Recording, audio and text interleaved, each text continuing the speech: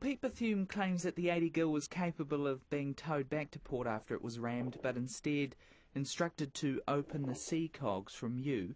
How do you argue against that recollection? The vessel was towed for 36 hours, and it was determined by all three captains, myself, Bob Barker, and Pete Bethune, that it was unsalvageable.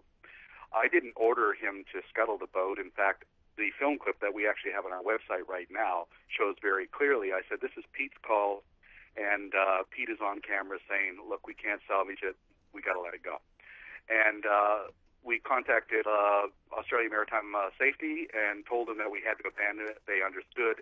And in an effort to try and make it not a navigational hazard, we attempted to scuttle it, but it was not successful. It was too much styrofoam in the hull, and it was slowly sinking, but there was nothing we could do to sink right there. So when we left, it was still afloat. Did you see the damage firsthand?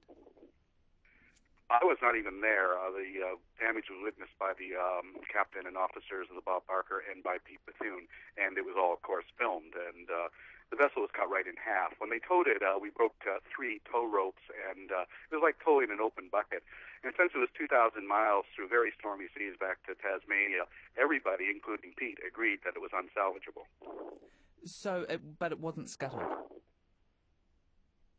Well, they attempted to scuttle it, yes, because it wasn't salvageable, and we didn't want to make it as a navigational hazard, but it was unsuccessful in doing so. In fact, it was Pete Bethune who actually tried to scuttle. Okay, sorry, we're just losing you there. Can you hear me? Yes, yeah, it was Pete Bethune who tried to scuttle it. It was his boat, he was captain, he made the decisions.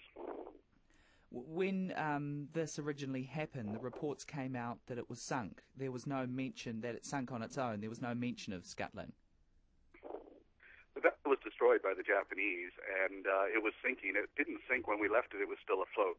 But when a vessel is not salvageable, in the interest of safety, to make sure it's not a navigational hazard, you try to assist it, but that assistance was unsuccessful. But Pete Bethune cannot blame us for this. He was captain of the Ady Gil. It was his decision whether to, abandon it or not. He made that decision. Bethune claims that other members of the crew were there and they're prepared to back up his allegations. What do you have to say to that? Well, produce them. I don't know of a single other member of the crew who is willing to back up his allegations. I've been in touch with all of them. So, along, other people have said this, other people have supported him on this, but it's always other people. He hasn't actually named anybody who will back him up on that. Pete also saying that you knew about the bow and arrow on board? Absolutely not. That's a violation of our weapons policy. He also brought a .50 caliber rifle on board. That's a violation of our weapons policy. Scott West, who is in charge of those things, said that he certainly didn't authorize it. I didn't authorize it. So it was Pete is not being truthful there. Okay, and he's saying he quit. You're saying he was fired. What's your recollection there? I did. I fired him twice, actually. The first time because of the weapons thing, and also because it was convenient for the judges in Japan to know that he would not be going back to the Southern Ocean. They would have lost a lot of face if they knew that he would be going back to the Southern Ocean. And so they were able to, release him on that basis. And now Pete wanted to go back, and I said, look, you can't go back because, the Japanese, it would put the security of other crew members in jeopardy if they were to be captured by the Japanese, and the Japanese wouldn't believe anything we said after that, after we've already told them that he would not be returning to the Southern.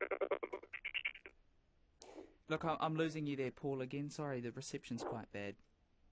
Can you hear me? Oh, sorry. I said that it would put the security of our crew, who, if they happen to be captured by the Japanese, in jeopardy if we didn't go back, if we went back on our word on that. And we told them he would not be returning to the Southern Ocean. And you're also saying that he was trying to lay the blame on you, and subsequently you've got an arrest warrant due in Japan?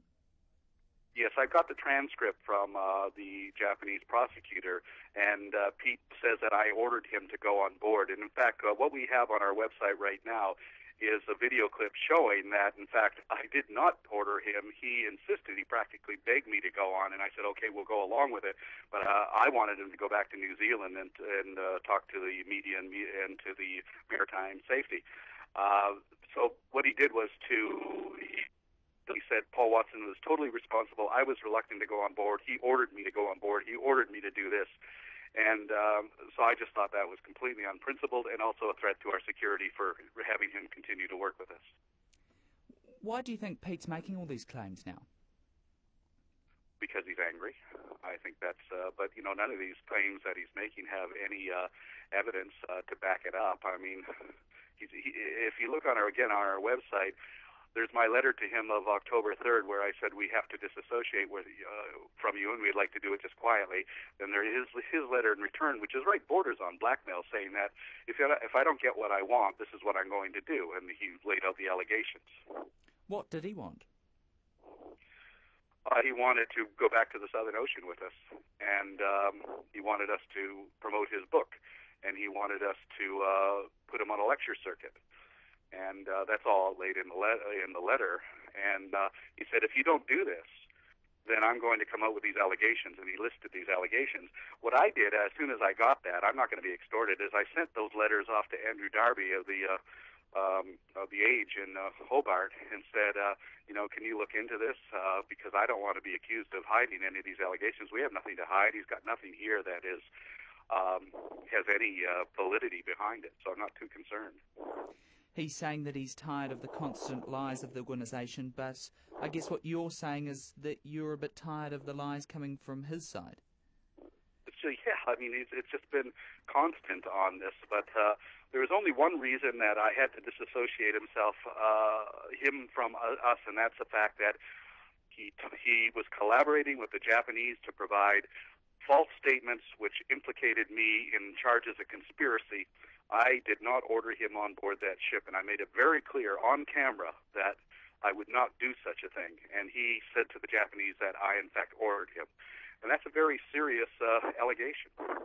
Okay, thanks, Paul. Anything else you wanted to add there? No, I think that pretty much covered it. I just say, we just want to disassociate ourselves with you, and he's the one who's making this big mess about it. But I don't think I had any other choice. After I saw the transcript from the Japanese, I had to let him go. Okay, look, thank you so much for your time, Paul. We do appreciate it.